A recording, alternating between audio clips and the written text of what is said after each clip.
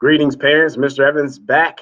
Well, actually, it's been a while, but I'm here now to kind of give you an update on things and what we've been missing out on and what we haven't missed out on. Well, we've missed out on a lot, but we would like to miss out on is the snow, I'm sure. However, looking at the year, we got some work ahead of us. We got some days that will probably likely be heavier in the fourth quarter moving forward. So as we get ready for parent teacher conferences, I'm still going to make sure I have a thorough assessment ready for you about what we've covered thus far to help you kind of understand the progress your child has made. But here's what I'm needing from you, parents: the grit and grind of being at school on and off has an impact and a toll on your children's ability to focus. I will say that third quarter started off extremely strong, and then we kind of hit the rough of those snow days. So it's going to take a united effort, a united front to remind our kids what it means to really truly be serious about our learning, be focused about our learning, be diligent, be resilient, and disciplined. We have those five words posted in the room consistently, but sometimes I think the back of their minds, trying to start that car, that engine, that there's their brain back up all over again, can be a little difficult and rough. But for some of your students, it's kind of seamless transition. They get right back with it with no problem. So those of you that know your kids, you know what I'm talking about when it comes to just revving things back up and getting back into a routine. I will be shaking things up little bit next week as we get back into our last 2 weeks of third quarter to prep them for how we're going to end the school year. Most importantly, I always think about prepping them and getting their mindset and centered on what they'll be looking at and expected to do as fifth graders. So there'll be leeway and gains for them to, just make some mistakes and everything like that, which is a culture of error. You want to be able to make mistakes in an environment where you're going to be able to learn and grow. And I think that's what a lot of our students are learning this year, is that there's a lot of errors that you can make in life. And when you're being challenged and pushed to a higher level, there's going to be a lot of errors on the way. And so you got to groom yourself to be accustomed to making mistakes, but being able to make those mistakes and keep rolling. That's the concept of resilience that we want each and every student to have in the classroom.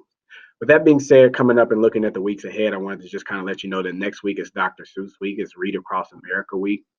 And I really emphasize that kids not only just read at school, but make sure they set in time away to read at home. I know a lot of the students, they're really reading at home because they're coming in telling me about the books that they finished, and it's thrilling and it's amazing for me to hear about their completions of books that they've told me, oh, I'm starting this book, and then all of a sudden they're done with it days later, and I'm just like, wow, and they're really committed to it, and I love that. And so I would love a situation where 100% of my students are committed, and it starts with finding a true passion and interest for whatever it is you're reading. Don't just read to be reading, but find something that you thoroughly enjoy and get a good kick out of. I know, Mr. Evans, I set goals for myself to read at least 5 to 7 books a month. And so that challenges me to kind of look out there and read books that obviously fall within my profession, but sometimes things that fall outside of the profession that kind of help me groom and grow myself as a person. So sometimes if we as adults make sure we take the initiative to kind of lead the way with that, kids seem to follow.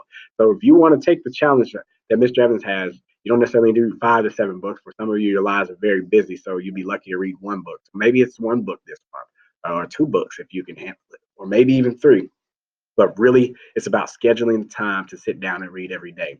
And if you can set a habit for yourself to sit down and read, or even perhaps sit down and read with your child every single day at the same time, it really starts to build a practice and an expectation, and they'll be, accustomed to doing that. And so, when I say set a time, I do mean, like, sometimes with technology the way it is, you got to kind of grab those phones and set a reminder and let it go off and go, oh, time to read, and just be committed that every time that goes off, you read and you get it done. And it starts simple. Maybe it's 15 minutes, maybe it's 20, maybe it's 30, but we want to grow a culture of reading and literacy, not only with just our kids, but we want it to be for our environment, our community, our culture, for everyone as a building and as this learning community of this entire community within the realm of the school.